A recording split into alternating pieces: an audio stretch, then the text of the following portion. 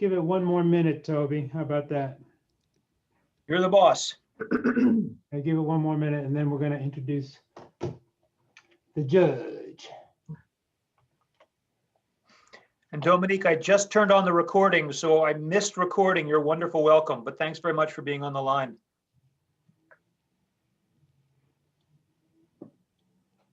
All right, No worries, it's okay, but the program's about you guys anyway, so I'm excited. Okay, so looks like it. Okay. Hi, Ashley.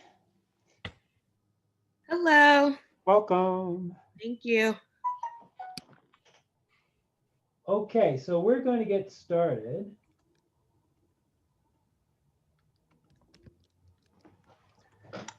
Welcome, everybody. My name is Joe Mitchell, and I am an attorney in Philadelphia. I've been an attorney for over 25 years here in Philly. And I have been a practicer of criminal law and also personal injury, but criminal law has motivated me to take on this project. I have represented hundreds and hundreds of men who have done prison time, who have been in the system, and I really feel like we need to give them a second chance, especially when they've had a change of heart. And it's so wonderful to have people like Toby and Judge Simmons who are in support of this project. It just is exciting. For those of you who don't know Judge Simmons, Judge Simmons has stepped off the bench to make a little presentation for us here. And Judge has been on the municipal court in Philadelphia since 2006. She's also been a public defender. She's worked in multiple places, the city solicitor's office. She's gotten all kinds of awards. This woman is pure heart. Okay, she is someone who truly cares about people and about our society. And I have known her for several decades now, and have seen how she gives herself to these causes that are for our betterment. And I just want to thank you so much for being willing to speak to us today, Judge Simmons. Good morning, everyone. I think it's still a good afternoon, and thank you so much for having me, and thanks for asking me to speak however brief I am. I am in the middle of a hearing, but this to me is so important that it's well worth making everyone in the courtroom take a break. I want to thank everyone for taking the time out, making the effort to come onto this program, and also committing your time, hopefully, not just to getting continuing legal education credit, but also to helping someone renew or restore and move forward in their life. As Joe stated, I've been on the bench now for 15 years. I was a public defender before that, and I'd also been a lawyer for the police department. And one thing I learned, if I didn't learn anything else, is that we all make mistakes, and we are all better than the mistakes that we make. And what we can only hope for is that we learn from those mistakes and that no one holds it over our head for the rest of our life. Having been, like I said, a public defender, a lawyer for the police department, and now as a judge, I recognize the importance even more now than I ever did of pardons and the work that the Philadelphia Lawyers for Social Equity actually does. I also recognize the urgency of the work that the Barristers Association is doing and have done over the decades. And when you combine these two organizations, and have a program like this, it should be earth-shattering. It's huge. And so I thank you all for being here. And what I would also like to add is that when you think about this work, I know people tell me that when I use God's work a lot, I really don't. I do think this is God's work. I think that for someone, you all as attorneys, to want to take the time out your schedule, to take the time out, that it may not be the most lucrative business. I have no idea for the individual attorneys, but the work the meaningfulness of what it means to the people who are allowed to get before the pardon board and actually hear their case and change their life and say, we understand you made a mistake. We understand that you paid your debt to society, and now you're trying to move on and not just be a productive citizen, but also to be a better person. And to be a part of that, I thank you all. I know that when Toby came to me to ask me to join the board for Pulse, I wondered why. I wasn't sure what I had, what of value I could contribute. But now, having been on that board for some time now, I realize how important the work is, and anything and everything that I can contribute to Pulse and to this pardon process, I'm willing to do it. And I ask every one of you, because it will get tough, as you talk to your clients, as you move forward, to understand that all of us, each of us, everyone, it's better than the worst thing we've done. And that when that person walks into the courtroom, everybody in that courtroom, for the most part, is experiencing some of the worst things they've ever had to do or ever have been accused of. So I thank you all for being here. And I thank you, Toby. I thank you, Joe. I thank you, Dominique, for allowing me to speak to the group, however brief it is. And good luck. Thank you so much, Judge. Really appreciate you.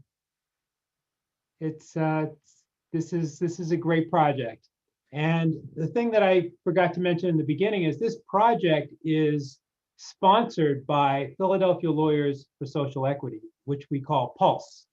And as you can see here, we have Toby and Patrick, who are both, Toby is the executive director of Pulse, and Patrick is one of the employees. What do you do, Patrick? I'm sorry. My title is program manager. Program manager. Okay, beautiful, beautiful. So, you know, I thought I was excited about pardons, but, you know, there's actually somebody in this city who's even more excited than I am about pardons, and that's Toby Oxholm. Toby is an amazing gentleman. He is a graduate of Harvard Law School, and he also went to the Kennedy School of Government as well. I mean, he's a super overachiever. He was general counsel for Drexel, chief deputy city solicitor, and has been committed, especially in recent years, to a real history of service to nonprofit organizations and to the community.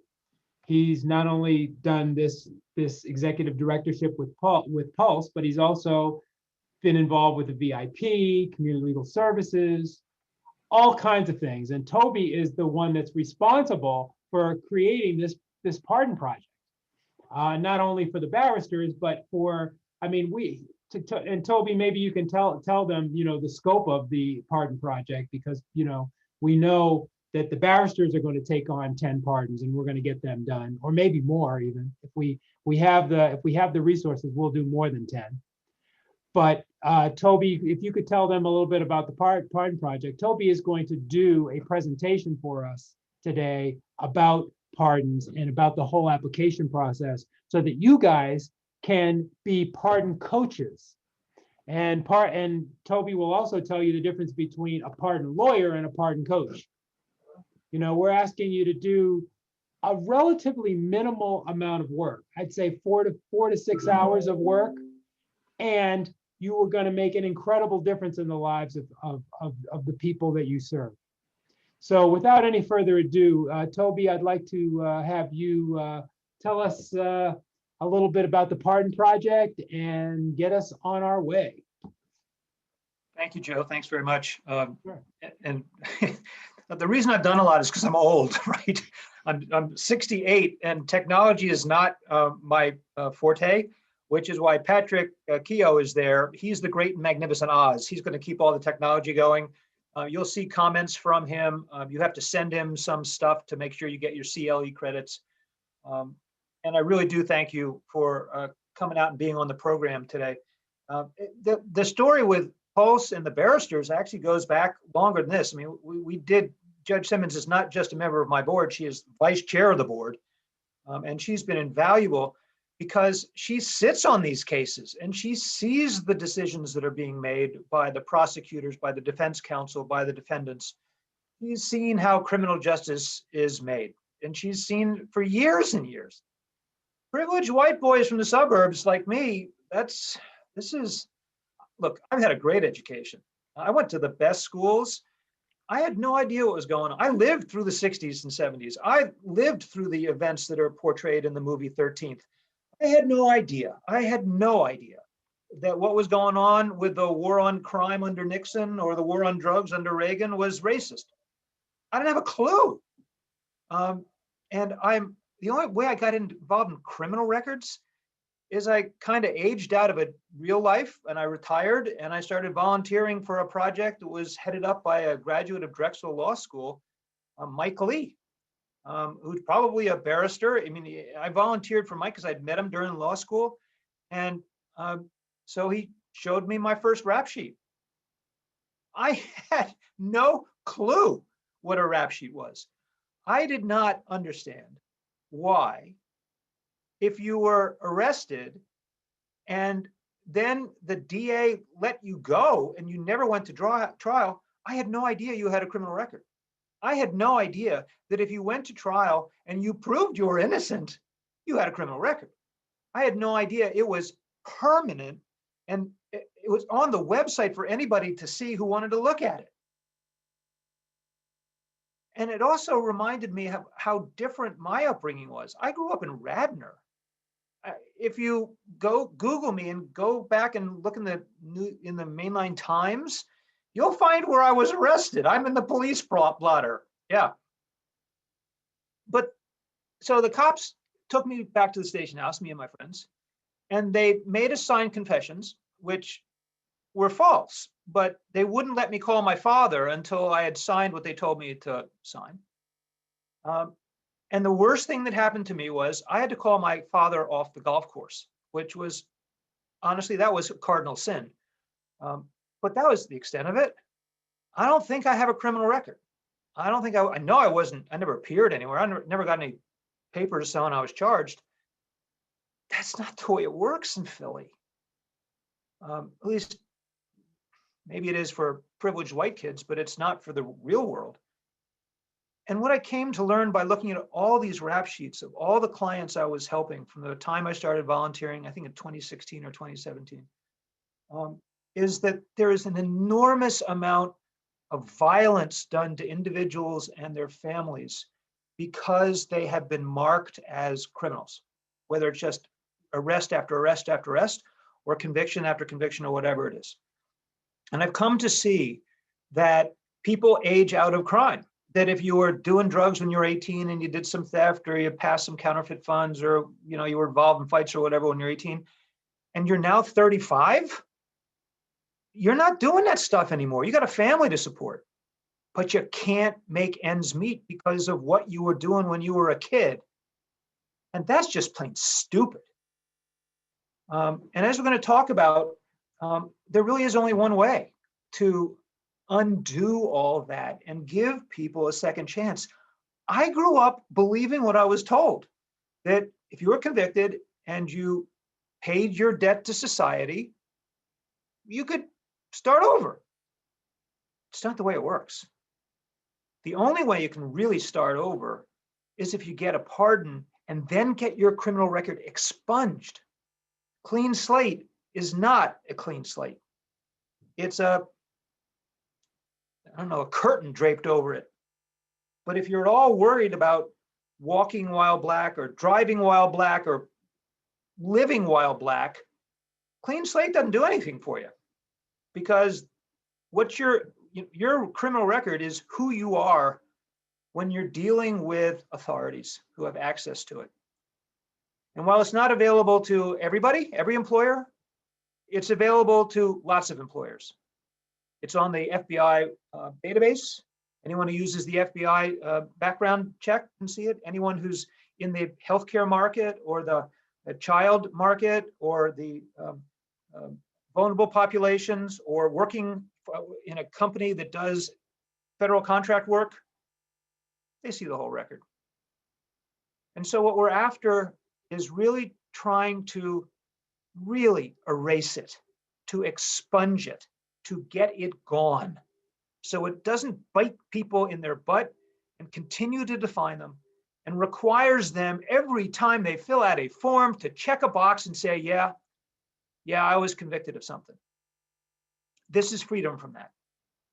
And for me, as a white male, 68 years old, in this society at this time, when all of us, unless you're really brain dead, when all of us are coming to question the fairness of the criminal justice system and whether there is social or racial equity, the least we can do, and we can all do it, is help people get beyond the criminal records of who they were 5, 10, 15, 20, 25 years ago. So that's what this is all about.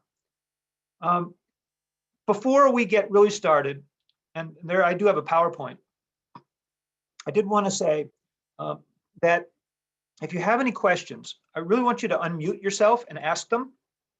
The alternative is to send it to everyone in the chat, and Patrick will read it, and then he'll shout it out. He'll mute himself. He's accustomed to interrupting me.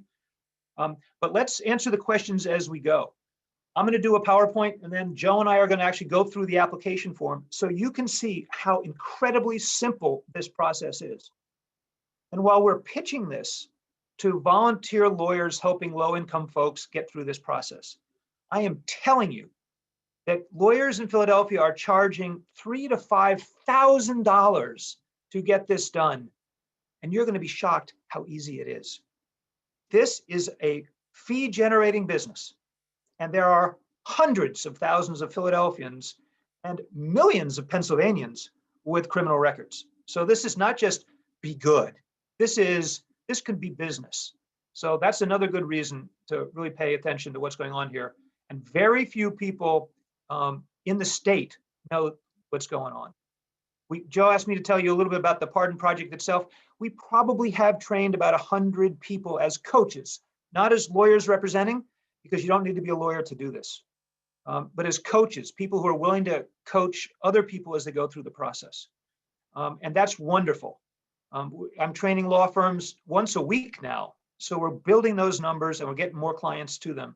And thank you so much to everyone who volunteers to take a file. I'm going to show you what one looks like, and you're going to see how simple this is. And as Joe said, 5 hours, you're done. And it's a great thing. You will have changed the life, not only of that person, but of their family. But I wanted to show you something just in case you fall asleep and the coffee wasn't strong enough this morning, okay? This is our website. Patrick, can you see it? Is the website up? All right. This is our website. It is written for clients. It has on it everything a client needs to know in order to apply for a pardon or learn about expungement. You can go to expungements here. You can go to pardons here. We have self-help materials here. I want to show you the video library, okay? The video library is huge. We now have, wait a second, we have, this is the Secretary of the Board of Pardons, by the way. He was participating.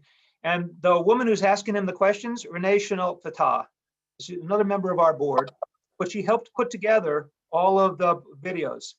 And here is the list of videos. We have general information about voting rights, employment rights, criminal records, reading dockets. We have peer-to-peer advice on the pardon process given by about 8 to 9 people who actually were in the process or who had gone through the process of applying for a pardon, including Board of Pardons Secretary Flood, talking about their experience in all these different areas. So if you have a client, send them to this page so they can see what's coming up, what the different steps are. Do they need a lawyer? What do they say if they weren't guilty? The interview with a parole agent. And then on the right-hand side, it's do it yourself, filling out the pardon application. And hey, look at that. Look who's there. Yep, that's our friend Joe Mitchell, because he's actually videoed 9 different videos here about how you get through the process, okay? So even if you fall asleep and don't listen to a word more, well, you won't get CLE credit because you got to send in 3 secret words. But you can go on this website and see what's going on. Okay, so that is going to be there. There are 2 other websites we're going to be looking at. One is the website where you can see criminal records, and one is the Board of Pardons website. And I just wanted to give you a sense of how you can find a criminal record, because amazingly enough, 3 clicks is all you need, and you don't need much. So the URL for this is UJS Portal, ujsportal.pacourts.us. And this is on the materials I sent around the late last night or whenever as one of the key websites. You scroll down and you go over to this folder here in yellow, and it's case information. You click that. All right, you're now in case information. Docket sheets. You go over here and you hit criminal courts. And then you're on the common pleas docket sheets. If you watch Joe's videos, he tells you to go on in Google and type in Pennsylvania docket sheet, and you end up here. This is where you're going. You scroll down, search by type docket number. None of us know docket numbers, and certainly your client won't. So you go by participant name. And then look at this. All you need to do is have a last name and a first name and one of the things down below. Okay, you check a criminal docket, and now all you need is a name. And I'm going to type in one just so you can see what it's like. And I'm going to type in Flood Brandon. All right, you know why, because you just saw his picture, right? He's the Secretary of the Board of Pardons.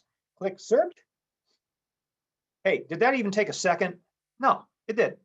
You can see Brandon Flood was involved in 5 different criminal prosecutions, starting in 2000, ending in 2005. And they're in reverse chronological order, so the lowest one is the oldest. And the only reason I bring that up is because if you have more than one conviction, you're supposed to put in the form, you're supposed to do the oldest one first. But let's go to the most recent. You come over here to the magnifying glass, and it has docket sheet or court summary. Let's go to a court summary so you can see what it looks like. Now, if you guys are criminal prosecutors, criminal defense lawyers, you've seen these hundreds of times, right? And this is what comes up. It has his name, has his date of birth. It has other information that we can't see because of clean slate or because it's sealed. It has his aliases, and it has all the cases that have gone to trial where he has actually been convicted.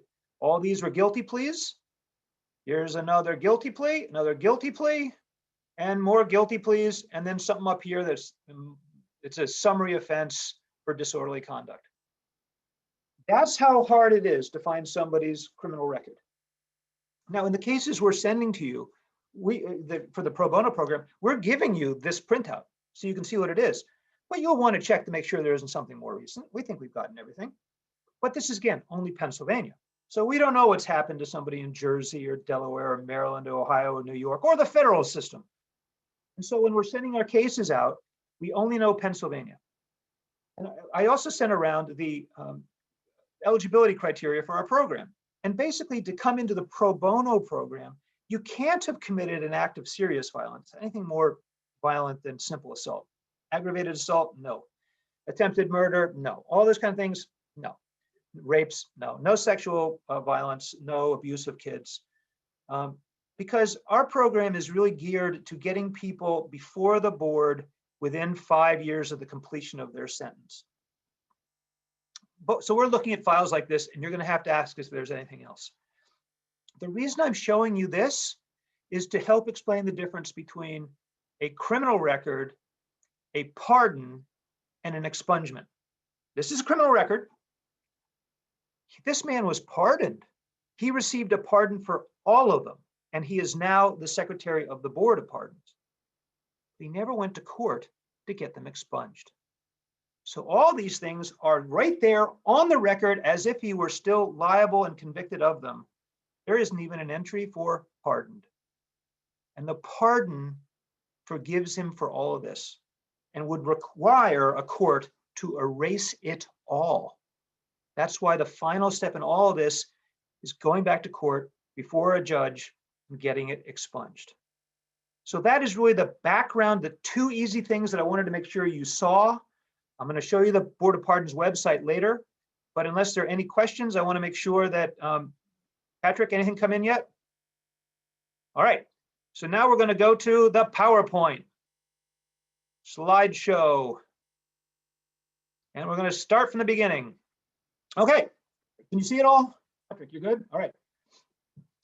Thanks again to the Barristers. I do want to say right here, right now, that Joe is just not an amazing volunteer for Pulse and for the Pardon Project, but he and David Pennant from Buchanan Ingersoll started partnering with us a year ago on the Pardon Project, and had been giving monthly talks to people and coaching people on how to fill these forms out until COVID hit. Now, any reasonable person would have said, okay, call me when COVID's over. Joe's not like that. Joe called me and said, more, give me more to do. And the result is this pro bono project where we're now he's going to be the supervising attorney.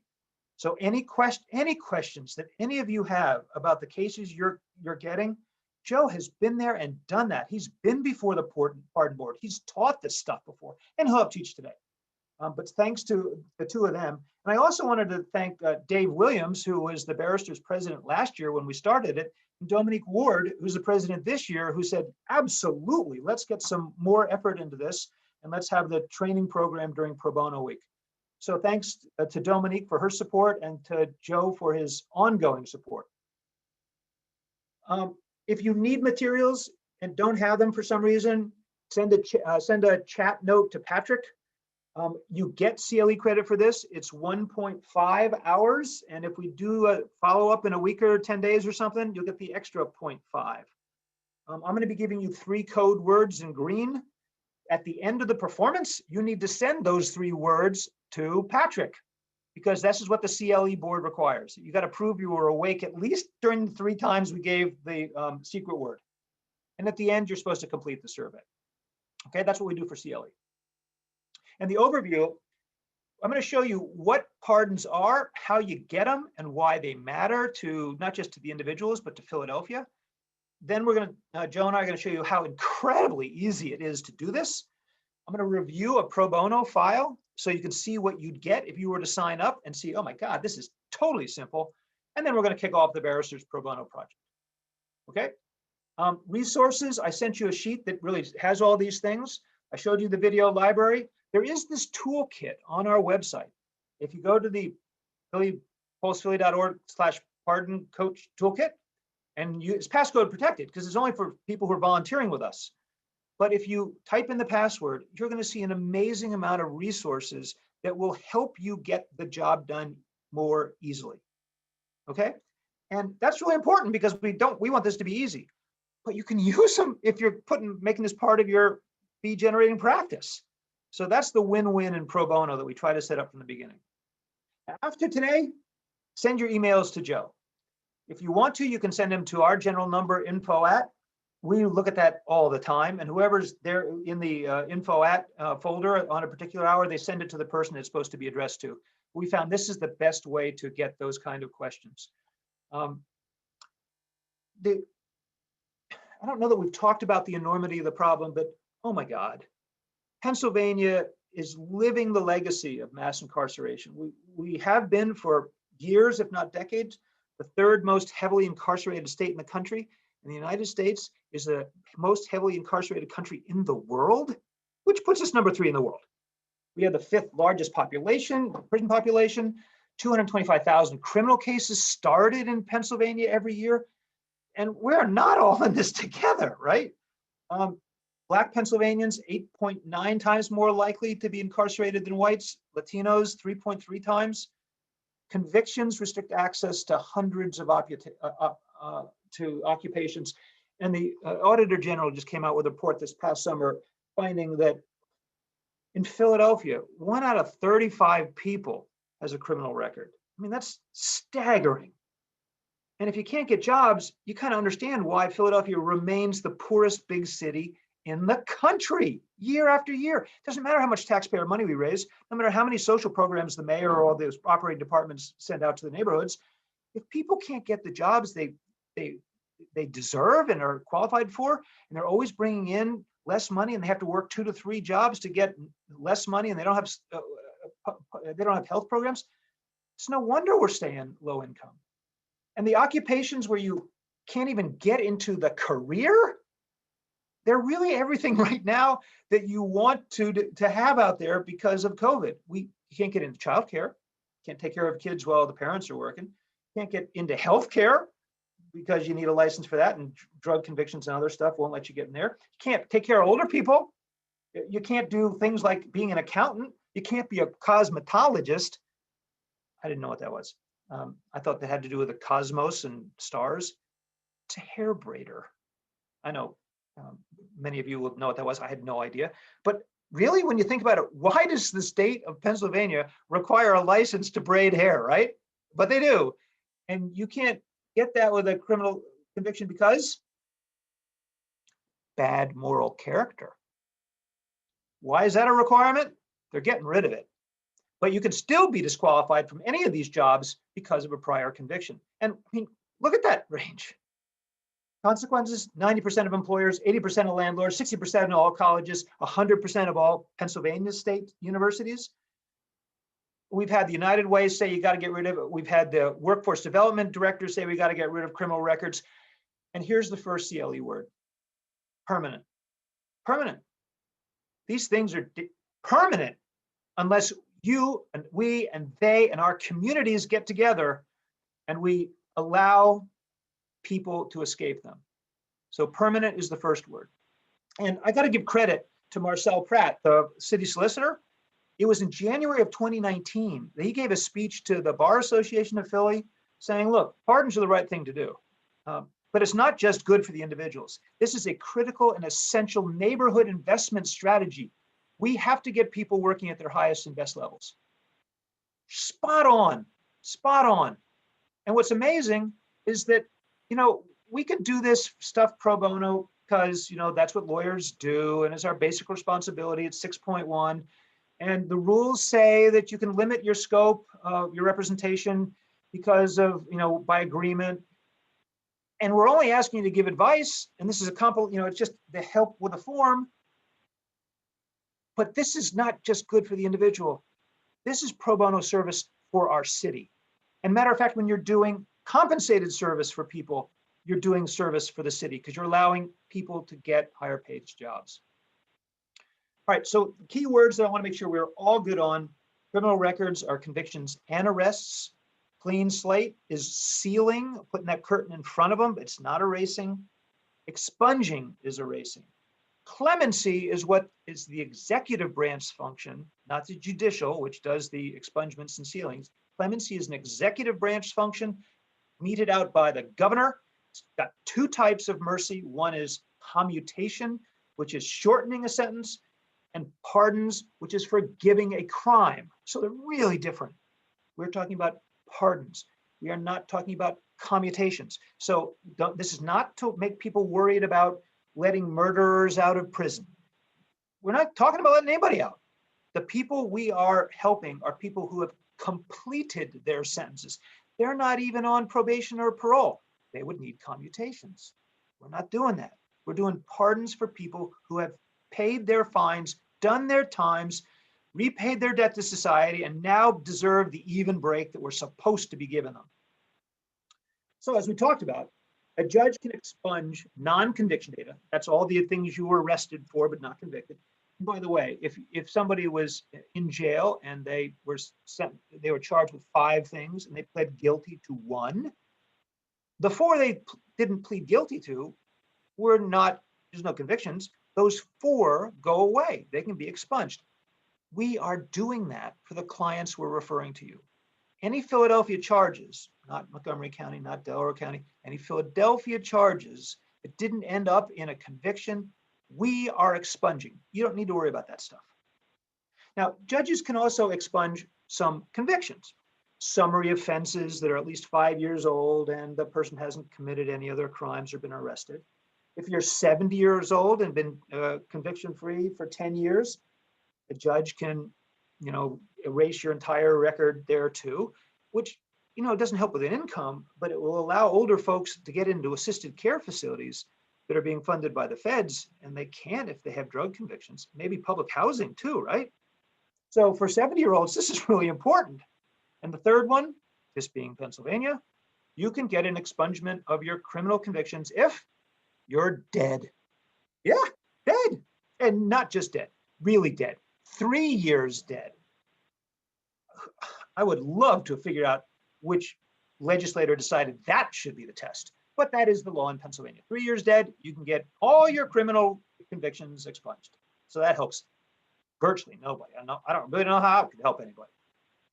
All right, so we're talking about convictions For not summary offenses, which are the small fines like, urinating in public and theft of $150 or less, or, small stuff like that.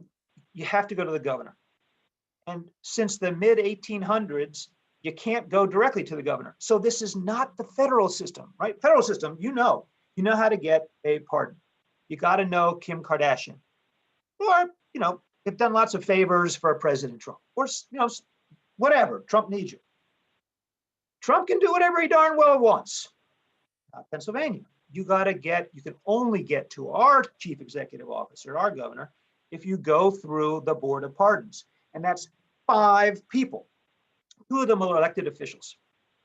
One is the lieutenant governor, one is the attorney general. So John Fetterman, the lieutenant governor, is the chair, and Josh Shapiro, the attorney general, is on there, and they're on there as long as they're a lieutenant governor and attorney general. And then there are 3 other people who are appointed by the governor with a majority vote of the Senate. And that's going to be a corrections expert, a medical doctor, and a victim's advocate. All right, so that's what these are. And those 3 guys are on there for overlapping 6-year terms. Lieutenant governor and attorney general are there as long as they're in those positions, right? Which is interesting because Josh Shapiro is running for attorney general now, and next week he'll probably be elected, and he'll be in there for a 4-year term. But the governor turns over in 2 years. So is lieutenant governor running for lieutenant governor, or governor, or I don't know, U.S. senator? And is the attorney general going to be running for anything, like say governor? So it's possible in 2 years, plus a little bit, those 2 people will change. And one of the 3 members is going to rotate off or maybe get reappointed. So what we have here now, ladies and gentlemen, I can't stress this enough, is an incredible opportunity to get to this board with people who deserve pardons. I'm going to say it again, start saying it now. This board is approving 83 to 87% of all the applications they hear. That's almost 9 out of 10. And they are hearing hundreds of them now every time they sit, rather than a couple hundred a year. They're going to be over 500, 600 by the end of this year. First time ever in the history of our state. They are rolling them through. They are making things faster. This Board of Pardons is kicking butt. Now, this being a CLE, you got to know what the law is, right? So let's talk for a minute about the law. Actually, we don't even need a minute. There is no law. Well, there is law. But what the law says is the Board of Pardons can make up their minds any way they want. Any way they want. Fully discretionary. They decide they don't like people wearing, I don't know, striped shirts. They don't vote for me. Because the courts have held that this is a constitutional agency. And since it was created by the Constitution and not by the legislature can't regulate it. They can't tell them what to do or not do. They can't force them to report or not report. They can't force them to have hearings or no hearings. Nope, legislature can't do it. Executive can't do it. And by the way, neither can the courts. So board members never have to say why they're sorry or why they're voting in favor. They just have to do whatever they do in public.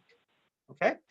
So think about that. You got a jury of 5 people at the board plus the governor. You got 6 people. At the board level, you have to persuade 3. I'm going to go through how this works, but your goal as a coach is to persuade 3 members of the Board of Pardons and the governor. And right now, the governor is approving 99% of all the pardon recommendations he's getting from this board. So you really only have to persuade 3 people. Okay, now who can't persuade 3 people, right? I mean, this should be a no-brainer for any of us. I mean, come on. All right, so here's the practice. The application. We're gonna show it to you in just a few minutes. I'm gonna show you where you're gonna download it from the web, right? And you fill it out and you sign it and you send it in. You mail it in. You can't apply online. You have to mail it in, but it's free. And after they accept it, then there's an investigation. The Board of Pardons sends it over to the Board of Probation and Parole, and they get a parole officer, and the parole officer goes out and they interview the applicant, but they'll also interview the victim if there is one. They always check with the DA of the county. They always check with the president judge of the county. They'll check with the applicant's employer, landlord, former spouses, next door neighbors.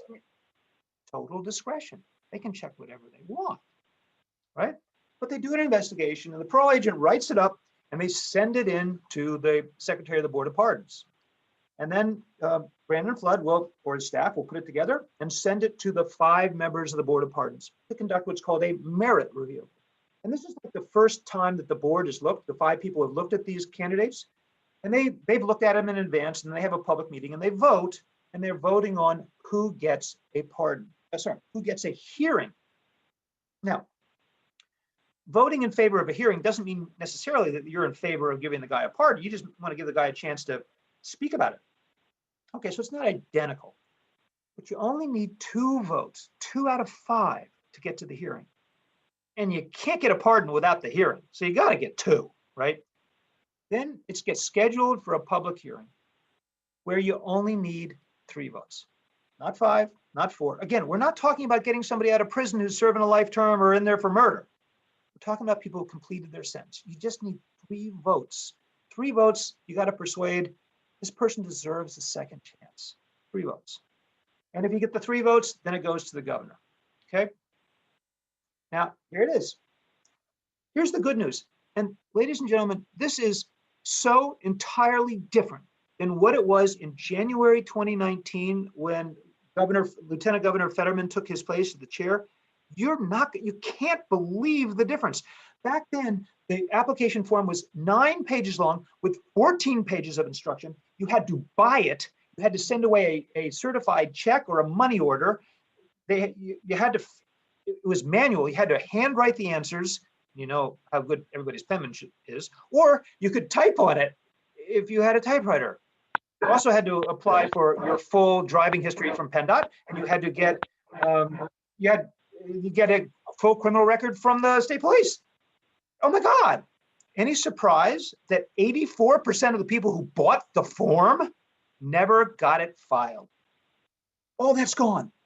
This is a 4-page document now if you have 1 conviction, 5 if you have 2 convictions, 6 if you have 3 convictions. Really straightforward, written mostly in plain English. There's no money to buy it or to file it. It used to take 4.5 years. It's down to 2. You can actually get it done in 1 year if the conviction is for possession of marijuana or paraphernalia, just 1. And my bet is that accelerated program is going to be expanded to other people within the next 6 months to a year. I mean, after all, if somebody's crime was 30 years ago, what kind of investigation do you want to do? What do you need to do to know this guy needs a second chance if he can't get the job he's deserving or the kind of role she wants? Give it to him. Total nature change of the investigation. They used to be asking for 10 years of residence, 10 years of jobs, square footage of your house, net equity in your car, your investments, whether you owe child support, how much. None of that anymore. All gone. They want to know who you are today, where you're going tomorrow, and how they can be sure you're not going to screw up and commit another crime. That's the argument we're making on behalf of our clients. That's what they need to know. And it used to be you had to drive out to Harrisburg, sitting in the huge courtroom, sorry, not a courtroom, the Supreme Courtroom, which if any of us have been in there, you know that is one of the most scary places on earth for a lawyer to be. It's got Moses, the lawgiver, up there in the guild. It's got the raised dais where all these guys are up there with their personal lamps looking down on the well of the court where there are hundreds of people and there's only one podium with lights telling you how much time you have left. And the only people allowed to speak at these hearings are the clients. Lawyers may get a chance, but usually not. But the good news is it's now all being done by Zoom. So you don't even have to show up in Harrisburg. You can just click on and you can have your 15 minutes and you can be done. And they vote that day. 80% going forward, 99% governor signing, 100% of all the pardons end up in a erasure from the record if you get them to court. That's incredible news, and nobody knows. So part of our job is to get the word out into communities, primarily communities of color, all for our purposes, low-income communities. Philadelphia is our market. We think there are 100,000 low-income Philadelphians who have turned their lives around and who could apply for pardons and get them. 100,000. They're not coming to Pulse. We only got 2 attorneys and Patrick, who's amazing, but 2 attorneys. Our role as pardon coaches is to help the application be as persuasive as it can be on the papers.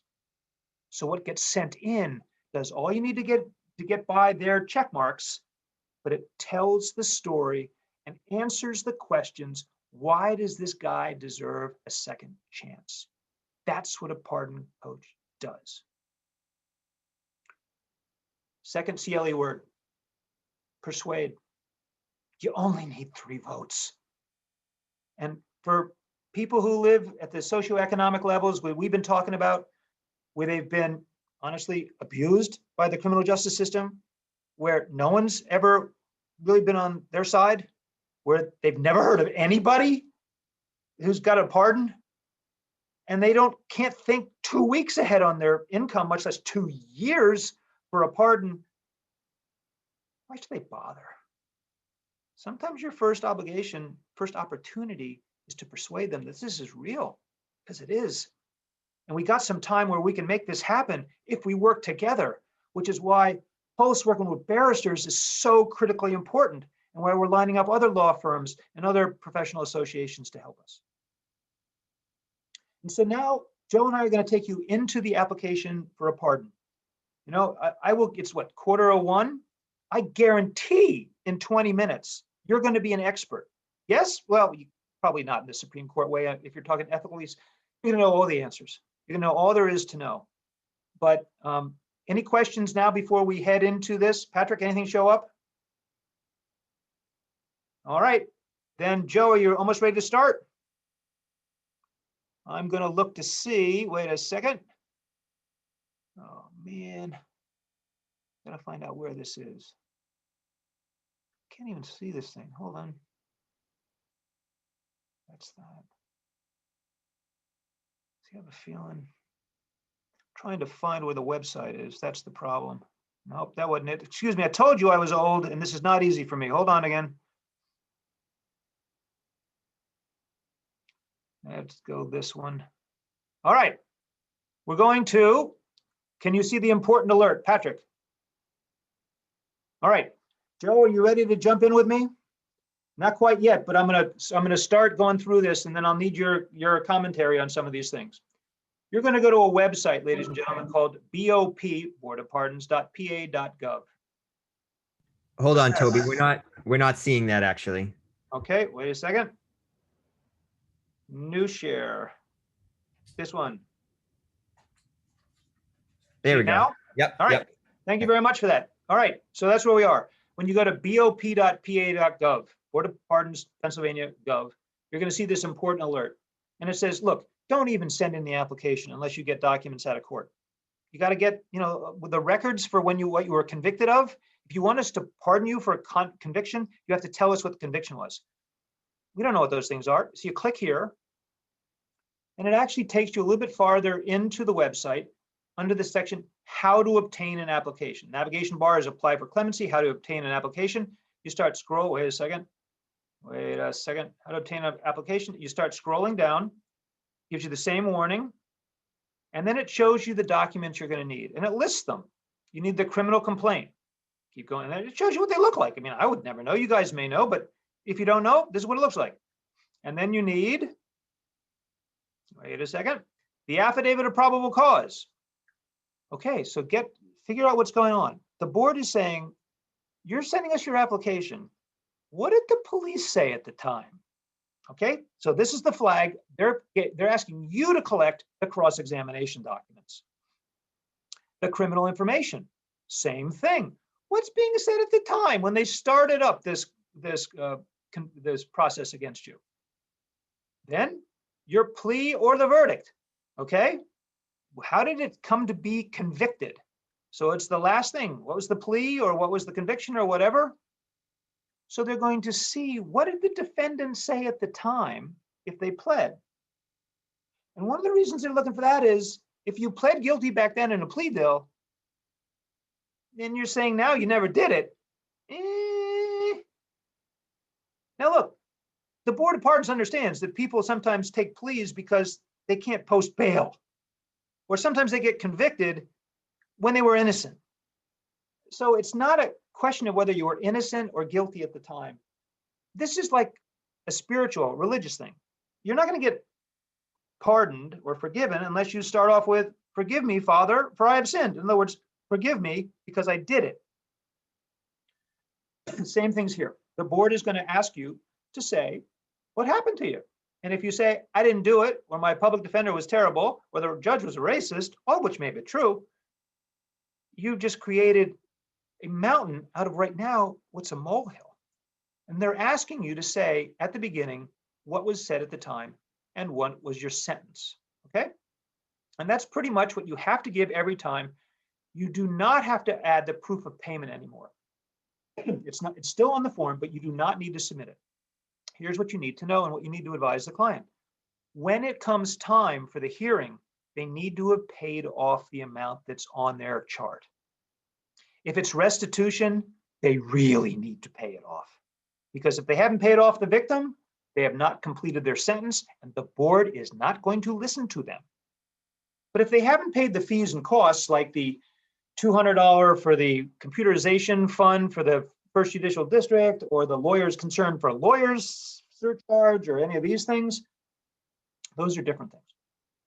But you go through all this stuff, those are the examples, and then you come down to, come on, where to get the documents. Okay, a lot of our clients are convicted only in Philadelphia County. Some are convicted in other counties. I want you to understand that we have relationships with all the collar counties now, that we can send them a PDF, an email, saying, "We're representing this guy for free under the Pardon Project. Here are the files, here are the 5 things we need from this case." We give them the docket number, and they will PDF the files back to you. That form is on our website. So if it's out in Bucks or whatever, we can take care of that. But what happens if it's in, I don't know, Monroe County or Pike County? Okay, they've actually put on here the phone numbers and names of all the county clerks all around the state. So you call them, you call the number and you say, "Hey, I'm volunteering to help somebody. I need to get records for one particular criminal case that's about 10 years old. Can you put me in touch with somebody who can help me get those records?" And there's 67 counties. About 62 of them will say, "Sure." And when you talk to that clerk and you say, "I need these documents," they'll say, "Sure." And they'll email them to you. Not all of them. Sometimes you may have to pay. Philadelphia, you have to pay. Or the client has to pay. Somebody has to pay. They won't give you the documents unless you pay. But most of the places in Pennsylvania don't. So you can get records more easily out of other counties than you can out of Philly. All right, so you keep going. So that's where you get the documents, okay? And this is it gives you links to everything. We're not talking about incarcerated. We're talking about out. The online is where you're going to get these. If you don't have the Adobe Reader, you can download that, and there's the packet, and you click it. And ta-da! Here is what you can get. The instructions now are actually written in English. It starts off by saying, "Are you really interested in clean slate and not a pardon?" And the answer is no, no, thank you. And then you have 2 different kinds of clemency, a pardon and commutation. We're interested in pardons. And then it says, "Okay, you can go to the UJS website to learn about clean slate." Not interested. And then you can talk about the filing instructions. Okay, we'll get to that. Then it's over. One thing over here that you have to see is a copy of the court docket is not an acceptable substitute for the required documents. And then it says, if the documents are not available, you must provide a letter from the clerk of court stating that they are unavailable. Okay?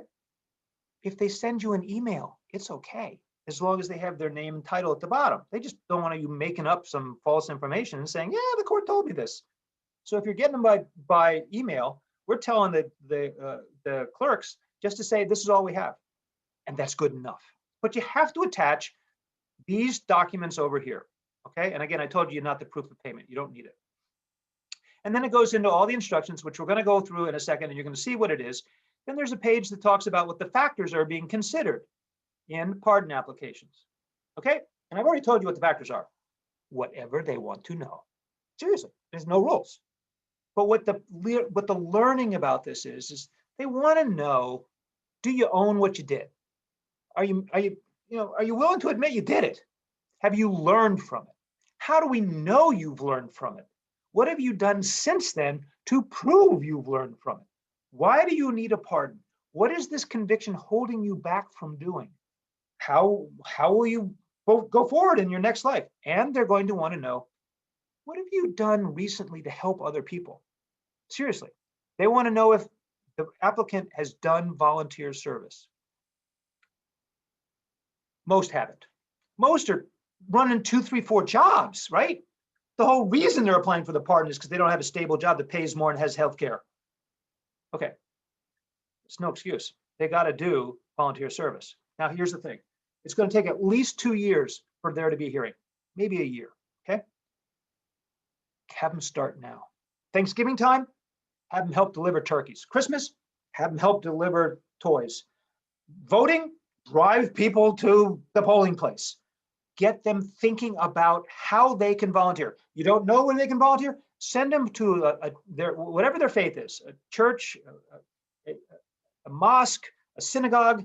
Have them go there and ask, hey, is there anything I can do to help? The answer will be, yeah. And that's good for our communities, right? Because all of a sudden human capital is growing in that community.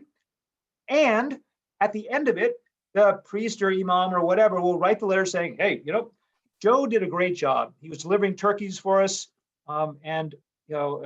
He's a fine fellow and we know about his criminal record. We really want him to get a second chance. Actually, you have a question, go for it. Yep. Yes. Well, what about virtual volunteering? I've been seeing a lot of like Zoom volunteering coming up. Would that be counted? Right, so here's the thing.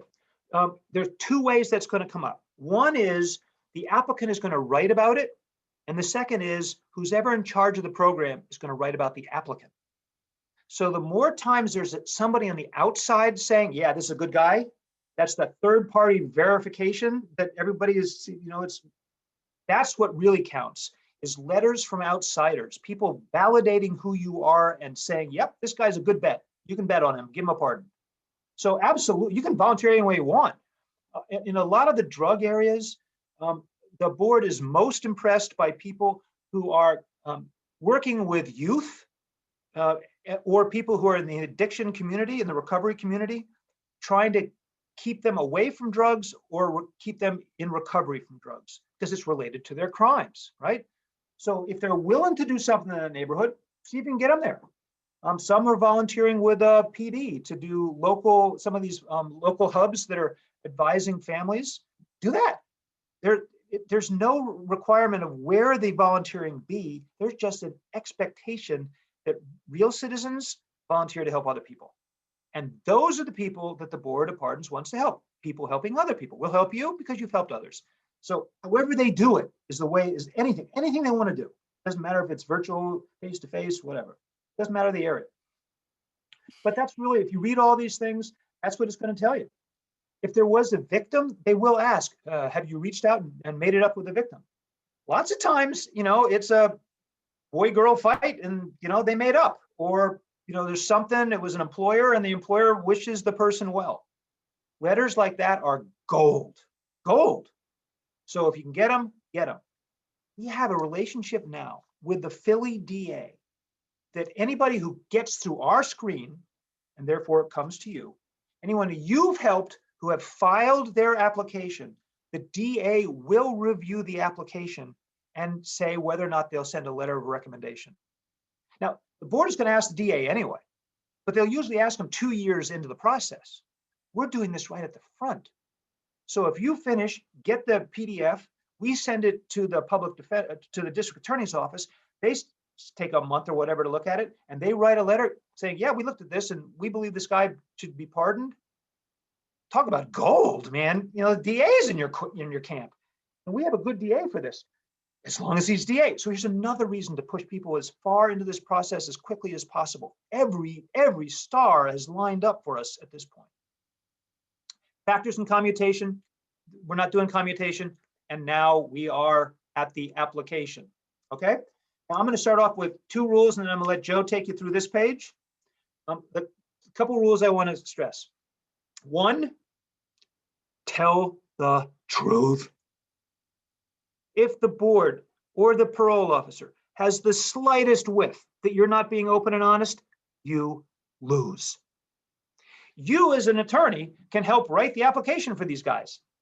If you write it what you think and it's not what the client thinks, or it doesn't sound like the client and it doesn't smell right, client loses. This is all about the client, and the client has to know this is no time to be hiding. This is no time to be playing games. We're talking about the Attorney General of Pennsylvania. We're talking about the Lieutenant Governor, and they know people. So whatever we write down in this form had better darn well be true. And it better not be hiding stuff, because if you really want to pardon, part of the test is, are you being open and honest about what's going on here? Are you owning your crime? Okay, so that's rule number one. Actually, it's rules 2 and 3. The next one is you don't need to fill in gray areas. The one at the top here, you'd be interested to know, as soon as they receive your letter, the application, they'll give you an application number. As soon as they make sure everything is on the application, is everything that they're requiring, they'll actually allow it to be filed when it gets a Board of Pardons number. And whenever they schedule it for a hearing, it'll get a session date. So as soon as you're done, when the letter goes in, and that'll end up with the application number. And that's, you're not filling this in because you don't fill in gray areas, but that's what all this is about at the top. Okay, Joe, take it away. You're in section 1, type of clemency. Section 1, type of clemency. Okay, well, I mean, it's pretty self-explanatory, but what we want to do is we want to do a pardon, okay? So the difference between a pardon and a commutation is that a commutation is when the guy's in jail, right? And we get him out of jail. Pardon is when the guy has finished his sentence. So usually there's a period of probation after he gets out of jail. So the pardon is way, way farther down the line. Now, you might get a commutation on somebody who committed a serious crime as a juvenile. That's where you get your commutations, but we're not dealing with commutations here. We're only dealing with pardons. So you're going to obviously click on pardons. Yep. You know, I don't really want to go too much into all the details here. Can you scroll down a little bit there? Yeah, absolutely. Yeah, I do want to highlight one thing at the top. If your client only had a marijuana conviction, you also fill in that blank. So yeah, Right. when we talk about marijuana conviction, I mean, it sounds like, oh, well, he was smoking marijuana. No, he was dealing marijuana. Okay, he was selling it. Okay, generally, like in Philadelphia anyway, smoking marijuana isn't even a crime anymore. Okay, or you get a ticket for it. But we're talking, when we talk about a marijuana conviction, we're talking about somebody who's dealing marijuana, but it's only marijuana. Okay, they're not dealing marijuana and a little coke on the side. It's marijuana only. And it's only nonviolent. So if you were smoking it and you beat the crap out of somebody, no, it's only nonviolent. And the next one after this is a question down here. You have to check yes or no. If ever there is a question, you have to answer it. So if you haven't filed for clemency before, you hit the no box. And if you have, you check yes and you fill it out. Right. Right. But don't press on down to section 2 without checking one of those 2 boxes and giving the answers if the answer is yes. Right. And on this one here, on section 2, the most important thing here is that you've got to realize that you are a pardon coach. Okay. Now, one of the things that's great about being a pardon coach is once you've been a pardon coach for 1 or 2 clients, you can then become a pardon lawyer. Okay. Now, I've been a pardon lawyer for many, many years. And as I said, as Toby said, I've been in front of the board. I'm doing, actually, I have a couple of pardons that are in process right now. And the thing that's great about being a pardon lawyer is you can charge bucks for this. I mean, serious bucks. I mean, I generally, and I'm not one of the higher charging lawyers, and I charge between $2,000 and $2,500 for what you're doing as a pardon coach. Okay, so I charge between $2,000 and $2,500 for what you're doing as a pardon coach. So you can create a business out of this because there are a lot of people that can't afford it. Okay, we're dealing with people who can't afford it now, but a lot of people can't afford it. So once you learn how to do this properly, you can make a nice little living on this. I mean, imagine if you did 10 of them a year at 2,500, that's 25 grand. It's not bad as a little side hustle there. Yeah. But what you want to do here, when it says representative, you've got to realize that you are not to click attorney. You are to click self, because they are representing themselves in this. You are assisting them as their coach.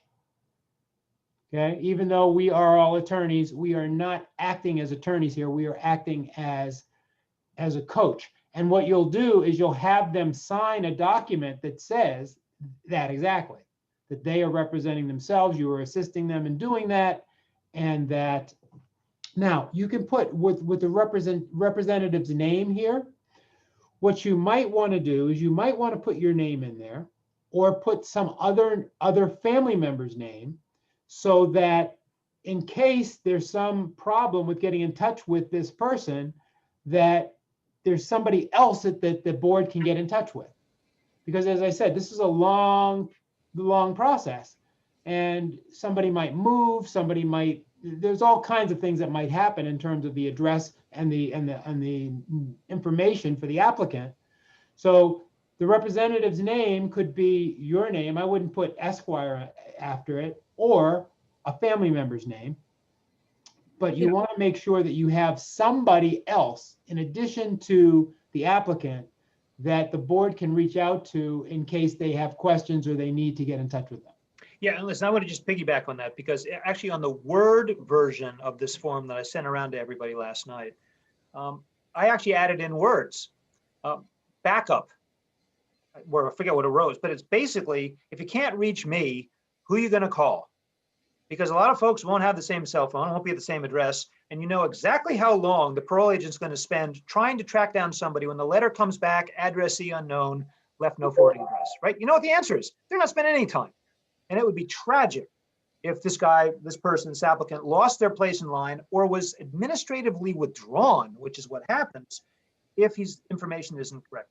So it can be an employer, it can be a doctor, it can be a priest or imam, it can be a sister, brother, father, mother, best friend. Get somebody else's name on there who probably will be there 2 years later. So it's a fallback. Do not miss that. The only other thing I wanted to make sure everybody got before we turn to the next page, this first line is not an easy one, even though it looks easy. Preferred salutation, it's not yo. They're trying to figure out what your gender is, because they don't ask anymore. So it's Mr., Ms., whatever. First name, middle name, last name, and suffix, right? So everybody knows what a suffix is, right? I'm Carl Oxholm III. So my name would be Mr. Carl Oxholm, Roman numeral 3, right? Wrong. Because I have a middle name, it's N.A. Do not. This is a major rule. Do not let a blank go by without N.A. So middle name, N.A. Apartment number or floor, N.A. Secondary phone, N.A. Parole number, inmate number, name of institution, N.A., N.A., N.A. Do not leave them blank. I'm telling you, if you leave the middle name blank, even if you don't have one, your application will go out of the being reviewed pile and go into the to be reviewed pile when they have time to review it, which is like, who knows? They will actually call you if they're nice, or they will mail you a letter asking you if they have permission to write NA in that blank. And you have to write them back. Yeah, really. They want a record that it wasn't they making things up, it was your form. Don't let your client get into that limbo. Every blank. Matter of fact, up here even if you didn't apply for a pardon, date applied, put NA. Just make sure it's very clear. And you're going to see this in a number of places. If it doesn't apply, put NA. If you're having a priest or rabbi, click friend. If it's your nephew or your uncle, put family member. If you're willing to represent them, put attorney. But just put something over on the representative side so that there's a fallback. All right, so now we're in case Toby, two. I have a quick question. Before you go on, can you just clarify why you're saying like we shouldn't say that we're attorneys or shouldn't represent them as attorneys rather than? All right, so that is not what I'm saying.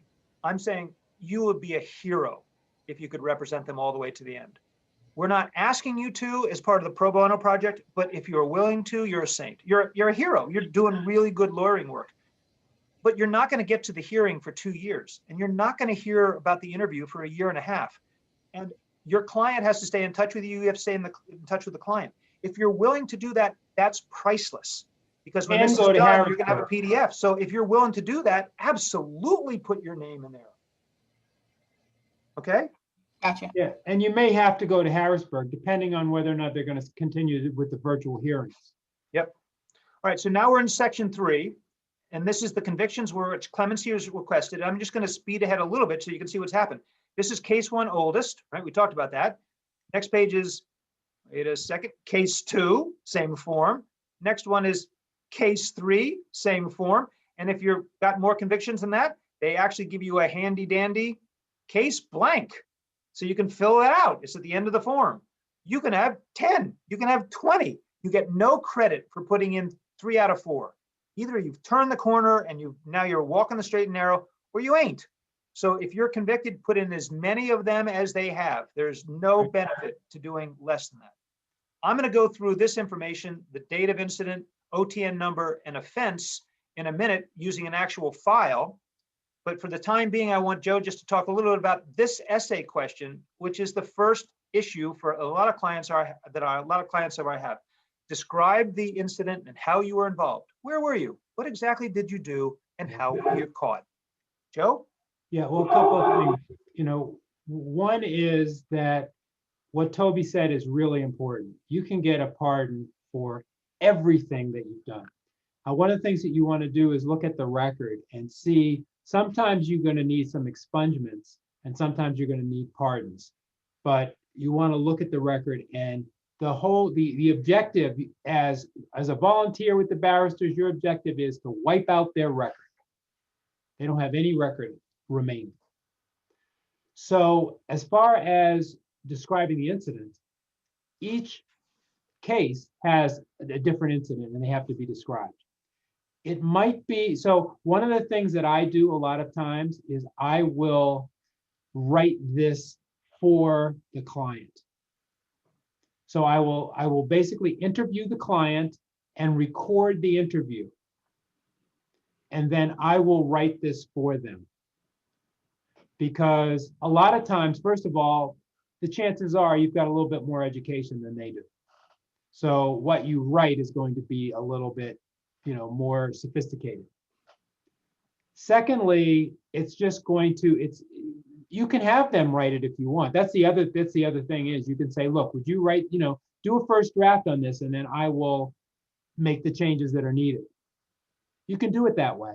I personally like to ask them what happened, record it, and then write it myself.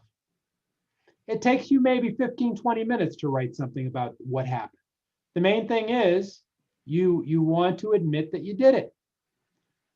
There's always going to be some kind of extenuating circumstances. There's always going to be something where they didn't exactly do what they said, what the document said. So the other thing is get the documents, if you can, before you fill this out, because then you're going to know what the police side of the story is.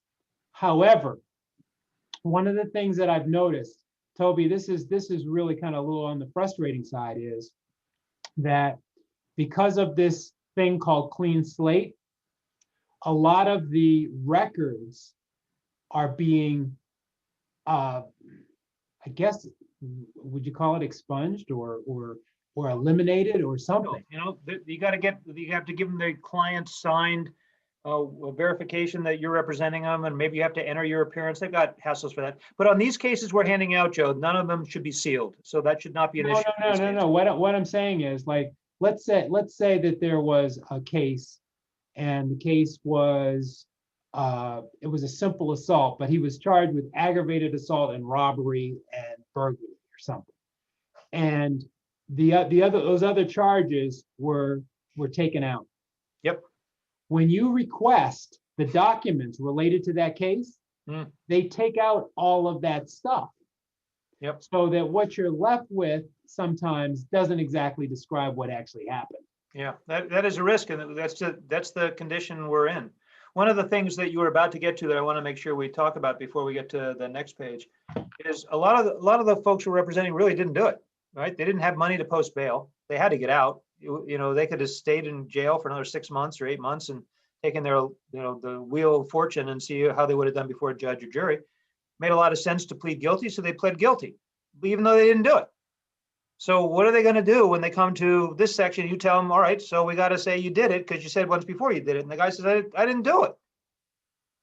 Our job as lawyers is not to persuade people to commit perjury. And this is one of those forms that's an official form that if they lie, it's perjury. But you have to get the client at least to own how they came to be at the wrong place at the wrong time with the wrong people. I just did one with a guy who just was convicted of assault on his girlfriend. It turned out that they were having a fight in the back of a car. A bystander came by, called the cops. Cops came, saw the two people fighting in the back, opened the doors, ripped the two of them out, and then charged the guy. He had dreadlocks and she had long hair, and the witness identified the wrong person. He didn't hit her at all. And he'll go to his deathbed saying that. But he did agree that he'd been sleeping around, and he was giving her a hard time, and she was trying to knock his block off. And I said, okay, so we're going to talk about how you told her that you had been sleeping around and she was furious, and you're really sorry for what had happened back then and having done that to her, and you've apologized and you've made up. Didn't even address who was hitting who, but just took responsibility for having pushed her buttons and caused her to be beaten on him, and that led to the situation that got him arrested. So you're going to have to figure out a way of describing with the client what they did in a way that doesn't smell like they're lying. But honestly, if this was 20 years ago and the guy hasn't done anything since, who cares? Right? Just make sure it doesn't smell like a lie. Try to keep away from claiming of other people who were responsible and not me. Those are the triggers for this stuff. And that's what you're going to do for every one of the convictions in every one of the cases. The form is the same. Then you're going to get to something called Section 4. And Section 4 is a page that says, okay, now tell me about everything else in life you did that was terrible. Well, that's basically what this form is. Now, if you did nothing else, then you check, no, I didn't do anything else. And if you did, then you have to check, yes, even if you filled in something else, please check one of these boxes. And it does say you are not required to list charges that were expunged. Okay, we're going to be expunging all the non-conviction data, all the stuff sealed by clean slate, Joe. We're going to be expunging that for all these clients. So when you get to that question, you're going to say being expunged in Philadelphia County. First area is juvenile charges. What? Everybody knows juvenile court is secret, right? That's the whole point of a juvenile court and the juvenile laws. You're a kid, you screw up, and you don't pay the price for it when you're an adult. Duh. Who doesn't know that? Well, the Board of Pardons, obviously. So your client has a choice. They can write down here how they got involved with cops in the juvenile court when they were a minor, and do it to the best of their memory, because you are never going to get a copy of their get into juvenile court, and they're probably not either. Do the best you can. The alternative we're recommending is under where it says offense, write words to say, look, yeah, I had run-ins with the cops when I was young, and I'd be happy to talk to you about it, but it was 20 friggin' years ago, and I don't want to put all that in a public document, which is the real person's equivalent of, I object, Your Honor. And actually in the Word document I sent to you, we have sample language about that. If your client doesn't have any record, delete it. But if it is, and that he'd prefer or she'd prefer to say that, say that. And I'm telling you, the Secretary of the Board of Pardons will accept it, because they're really not interested in the juvenile records of somebody who is 20 to 25 or whatever years later. Okay, they're just not. And if they want to know, they can ask.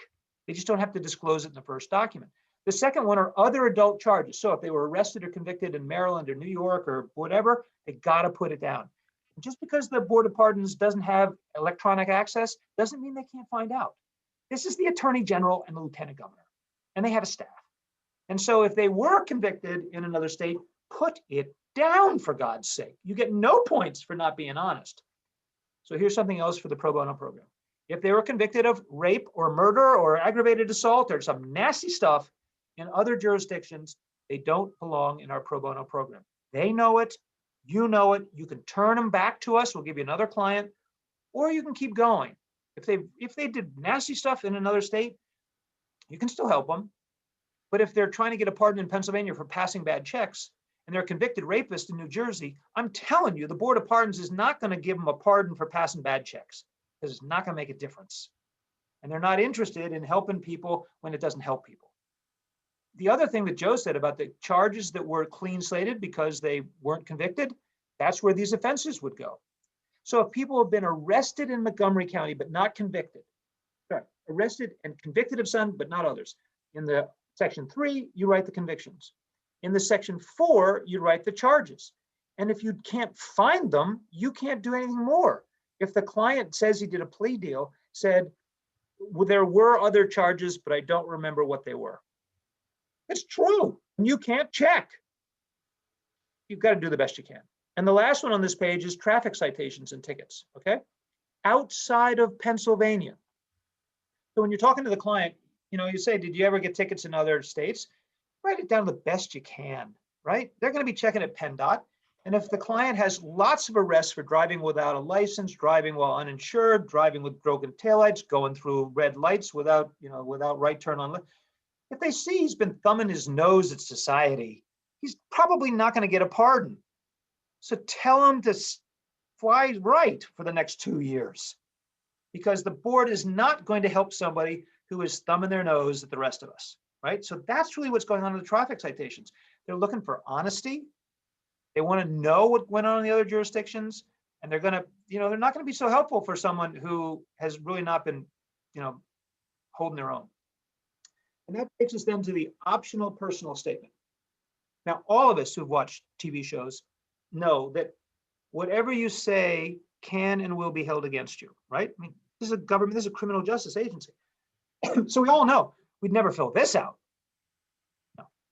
This is by far the most important page in the whole packet, and it's optional. This is the place where you are helping your client. You're teasing out, you're asking questions about, who are you? What are you doing today? You got kids? What are they doing? You got a job? What are you doing? Have you been there a long time? Have you been promoted? What do you do in your spare time? Do you help anybody else? This is where we want you to start your conversation with the client, not on page 1, section 1, on section 5. And we don't want you to show them the form. We want you to start talking with them first. Hey, so you went to Pulse to clean up your record, and I see you have a couple convictions, but talk to me about what's going on in your life today. What made you come to Pulse and try to get your criminal record expunged? They're going to tell you that they've been kicked in the gut one too many times, and they can't stand not having a job that they're qualified for. And they were just told they couldn't work in the warehouse at Walmart, or couldn't be a greeter, or they had gotten a preliminary job, and then they got told their criminal record wouldn't allow them to stay, and they got fired. Or they'll say they were last in, and they just lost their job because of COVID. So they have no job security. All right, start asking about that. How many times has this happened to you before? What kind of job would you want? Did you graduate from high school or college? Have you done any academics since your time of your conviction? Have you done any trades? Have you gotten any licenses? Where are you working today? Are you doing well there? Do you have a supervisor who could write a letter of reference? Do you go to a church or a synagogue or a mosque? Do you do anything there? Have you done any volunteer work for them or anyone in the community? Oh, you have? Tell me about that. Who are you working with back then? Do you think they'd be willing to write a letter for you? This is where you help them recapture their own definitions. This is by far the most important thing, not just to the application, but to your person you're working with. Because right now they're a person who checks the box and they're an ex-offender, a returning citizen, or a felon. This is helping them reclaim their identity. And when you've helped them put this file together and get the letters of reference and everything else, they've got a portfolio to take with them to their next job interview where people are talking about how good they are. So that's where you can be creative. You can be saying, what do we want these folks to know about who you are today? Come on, let's work on this. When I'm working with clients, the first assignment I give them is, let's figure out 5 people you could get a letter of reference from. And let's start thinking about the things you've done really well since you finished your sentence. What kind of things can we show them that proves who you are today? A transcript, a promotion letter, whatever it might be. This is upside stuff. I don't even go through section 3. until the second time I talk with them, because we're focusing on their good stuff. They're willing to talk to you about that. And you're building a relationship with them. So this is like super critical. And when you're done this part, you are done. Signature. The point of the signature is not that they're subject to pains and penalties of perjury. That's not the point. The point is, if it smells like a lie, they're a loser. So remind them of that. And then it comes down to the bottom. What's required? Court documents, completed and signed application. Okay, we got it. Optional. You do not need to attach anything to this application other than the court documents. If you can get a letter of recommendation, get it. Even if it's from their spouse, even if it's from a best friend, if it's from someone at work, get it. For these other things, get them and then send them in later once you've got the application number. Put the application number at the top. Whatever you're getting and sending in, keep a copy. Not just a graphic copy, print it out and give it to them, a PDF. Because once these have gone in and we've got the application number, we're going to take that PDF and we're going to send it over to the DA's office saying, hey, we got another one. This guy deserves a pardon. Will you look at it quick? And we're hoping to accelerate it by a lot of time, by a year or two. And you are done the document. You are mailing it and any amendments and updates, if they change addresses, whatever it might be, you're mailing it to the same address. And the only other thing that I wanted to show you in here was the other document that you really need to see, because this is the file that we're going to be giving to you. This is a sample client. It'll have the name and the birthday and the phone number and the secondary contact, which could well be the representative. You're going to have to ask about that. How you get in touch with the client, email, physical address, the way they prefer to be contacted, phone. So your first contact with this person is not a letter. It's not an email. You call the dude, right? And you say, hey, I got your file from Pulse. I've been asked to help you with your client, with your pardon application. Is this a good time or should I call you back? And make a time to talk to them. Down at the bottom, there won't be a note from a volunteer law student because these are coming in electronically. And then you'll have the actual court summary. And you'll see what the pleas were. And here's the other things. In this one, it was not clean slated.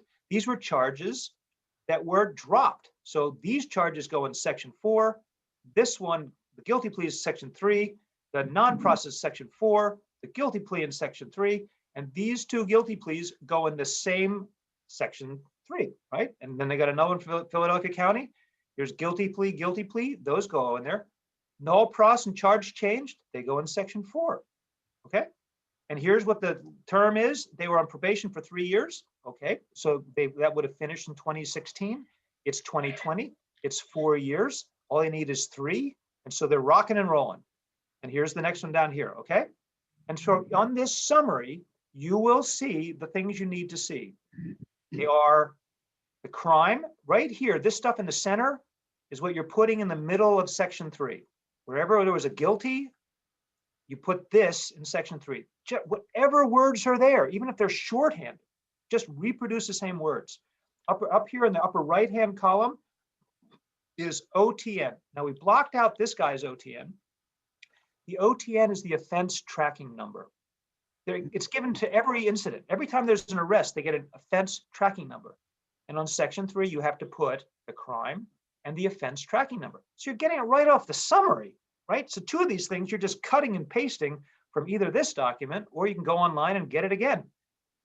On these document, it's an arrest date, right? It's an arrest date. That's not the date of the crime. So we're going to have to find a way of finding out what the actual date of the crime was.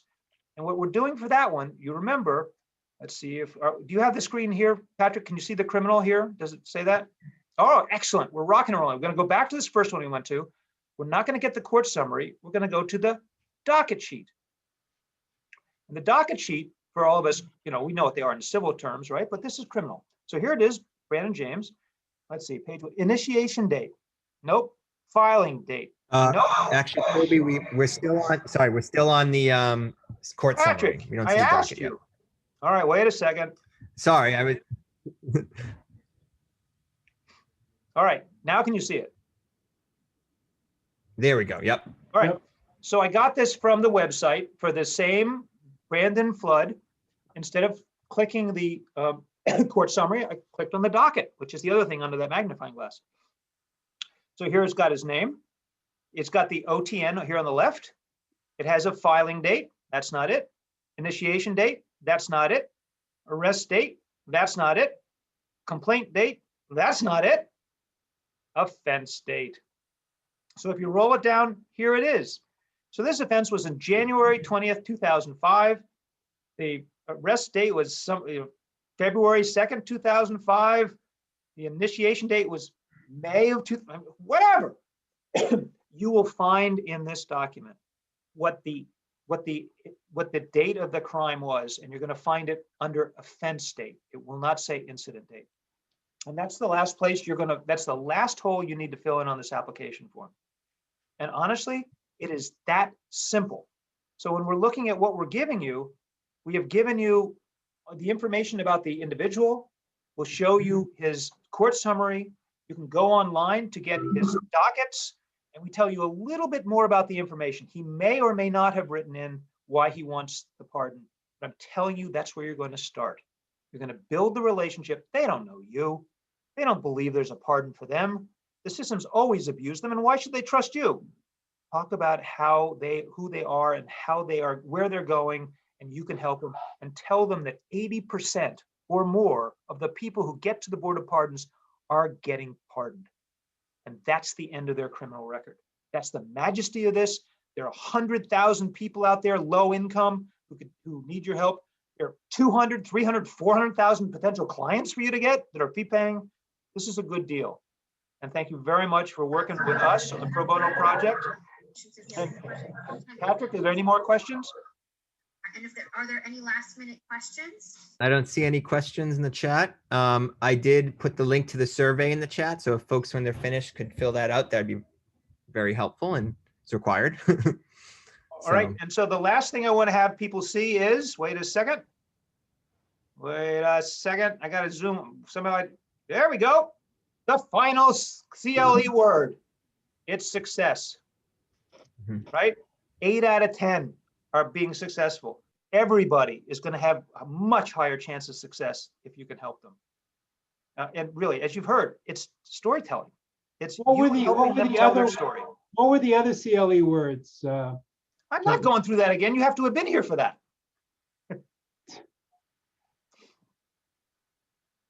What were they before? All right, we'll go back and we'll give it to you. What the heck? Let's see. First one was permanent, I think. Permanent. Second one was persuade, right? And the third one was success. So what the board is looking for, 5 years of no problems, 5 years of clean and sober. They're on the straight and narrow. You can confirm they were fully rehabbed. They've been given back. And the last one, actually, I should have mentioned, they're registered to vote, because being registered to vote shows that you're being a real citizen. Believe it or not, our Commonwealth really does want everybody to vote. Everybody with a criminal record can vote. If they've registered to vote, encourage them to vote. That's a sign of citizenship. Okay? Okay, so what happens from here, Toby? What happens from here? What I'd like you guys to do is, if you're willing to take a case, and you've seen how easy these things are, right now in chat, send a chat to everybody or look for Patrick's name and say, I'm willing to do one, Patrick. Patrick has your email because you're emailing him all the things you have to in order to get CLE credit. If you email him, we will send you one of these really easy, I'm telling you, we're not going to let you fail. One of these really easy pardon applications for you to look at, and that will be your client. You can contact Joe, you can contact me. We will help you get through the first one so you are 100% confident. I've offered to Joe the opportunity to teach another 30 minutes sometime next week or so. If you want, if there are enough people who say, Joe, I really want to learn some more about this, get in touch with Joe Mitchell. Joe can schedule it, and we'll have a time when people can ask individual questions. But do an email or to Patrick or chat, and that way we'll know to send you a case. So my understanding is that they will get their case sometime in the next 24 hours. Is that right? If they give us a name, if they give a name to Patrick, you will get a case in the next 24 hours, probably this afternoon. And then what I'd like you to do is to, maybe what I'll do is I'll send you out a video and just tell you what the next steps are as far as, you need to get in touch with these people. And then next week we can have a brief meeting for any of your questions. Yep. Any last minute questions before we sign off? Well, then let me end by where I was at the beginning. Joe has been an amazing partner of ours over a very long time. This is a super powerful program because it is fee generating for most people, but we have an incredible number of low income Philadelphians who could really use your help. It's not complicated, as you've seen. And so if you're willing to take one, thank you very, very much from the bottom of our hearts. You'll see how easy they are, and then we'll hope you take a second. Spread the word. There is a recording we've made of this. I'd be happy to give the talk again. We need to get as many people out there as possible helping low-income Philadelphians while this lieutenant governor is in charge, while the attorney general is on the board, and while the governor is signing 99% of them. Let's get it all done. Let's get it done quickly. Our goal is to have these done in 60 days, right? So before Christmas, we want these filed so they're in process and these guys have a shot at a hearing before all these guys get off the board. That's our goal, 60 days. You can get it done in 30. It's only gonna take you a couple hours, 5 hours to get this done. So as soon as you're ready, call the clients, tell them what's going on. Good luck. Okay, I think that's everything. I'll stay on the line in case anybody wants to ask any questions, but otherwise, class is dismissed. Okay.